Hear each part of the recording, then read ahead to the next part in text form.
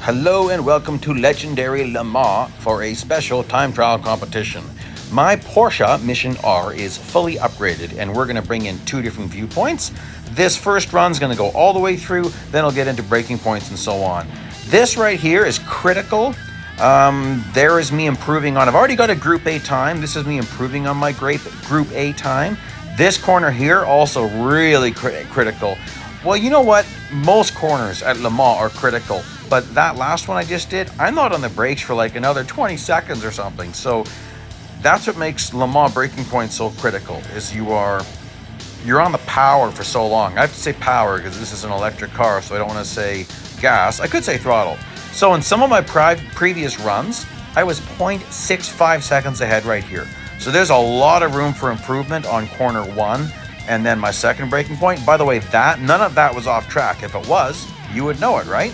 So look at that. Look how much I gained on corner one. So theoretically, I actually could be a second ahead of myself here. So I'm just letting you know there's more room for improvement than what you're gonna see, but this is a pretty good time. This is gonna put me upper Group A, and which is pretty good. I think I might, this felt like I gave up a little bit. Yeah, I'm giving up a little bit. Yeah, you can see it. So I'm trying to overall improve on my time. So I'm using the two most popular viewpoints, chase view on the bottom, bonnet view on the top. It's most popular viewpoints. Some people will say, well, neither of these are realistic. You should use driver view. No, completely unrealistic. Why? Because I'm looking at a 6-inch wide screen. And even if you have an iPad or a tablet where you've got a screen that's a foot wide, completely unrealistic. In real life, you would have a windshield that's several feet wide or well over a meter wide.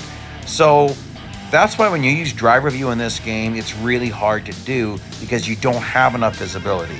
People who do sim racing with a proper sim setup, you're gonna have like 2 or 3 monitors. I think often it's 3, a central monitor and then 2 other monitors on either side, a bit spaced, a bit curved. That would be more realistic. I'd love that at some day. Who knows, maybe I'll do that someday. Right now, I'm still on a phone. In case you guys don't read the description area, iPhone 13 Pro Max. That's what I'm doing this race on. That's what I created this video on. Anyway, so here we are going through the S section here. I might be over braking this, but I want to be full throttle from here to the last chicane. And last chicane, I throw in an extra braking point that you should try to get away without using. So watch this. This is the big braking point. And then I get back to the gas a tiny bit. Overall, still, I mean, that's not bad. Basically 7/10 on my old time. So check this out. Yeah, exactly, 7/10 basically. Check out how much that really got me ahead on my old time. So there's my old time, which is already good. This puts me like 2/3 of the way into Group A. Nothing to worry about. Okay, so this car is sluggish feeling. It's heavy feeling. You're getting on the brakes quite a lot earlier than you would in a car that with this much top speed. Like, look at this right here. I gotta get on the brakes quite early. I'm gonna go off track a tiny bit with my left sides now, blast through this. So that's where I nicely gained on but I've been 2.5, 3/10 ahead here before. And then right here, you could do better than this. I should have been to the throttle a little bit earlier. Still, that's not bad, but a little bit earlier is possible there. And then definitely full throttle as we get onto the Mulsanne straight. And hug it to the right. I'm really hugging extreme. There's no need to hug it that extreme. Like half a car length over to the left is really not going to matter much. Maybe you give away like 0.03 of a second. Now, braking point is going to be really deep. Watch for the 200 marker. I go just past it. And then start your right hand turn very early. Start your left on the throttle. This is not off track. If it was, I'd be penalized. I did almost go off track to the right. It goes dark gray, so you need to be careful. Now, there's a green barrier on my left. There's 2 of them, 2 longer ones. There's a little break. And watch the distance markers. So the first distance marker there, second one, and again, I'm just a little bit past that 200. And then now this is different. The second Mulsanne chicane, definitely you need to obey the curbs. And then again, we want to hug to the right. Now I go back over to the left because I want to pay attention to the distance markers. This time I'm going to almost go to 300 for my next braking point. So there's 100, there's 200. There we go. Oh, sorry, I'm almost going to the 100. I was going backwards, guys. Sorry. but definitely going deeper than my usual 200.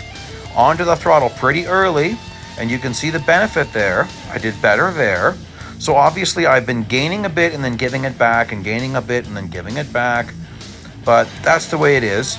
Now, there's going to be some braking markers on the left. The overhead banner is between the two braking markers. So watch this. Braking marker, overhead banner, braking marker. I'm just before that braking marker. Take your right sides off track about where that gravel is, or the sand, and then you really want to blast this. That was nice. I gained nicely right there.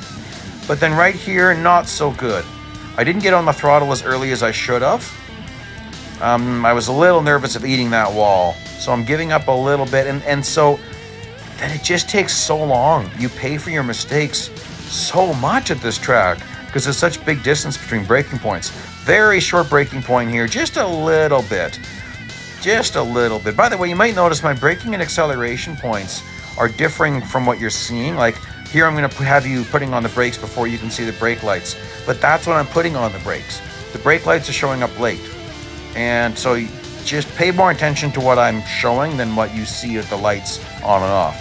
And again, right here, you're going to notice that I'm not going to mark my second braking marker because I don't think I needed it.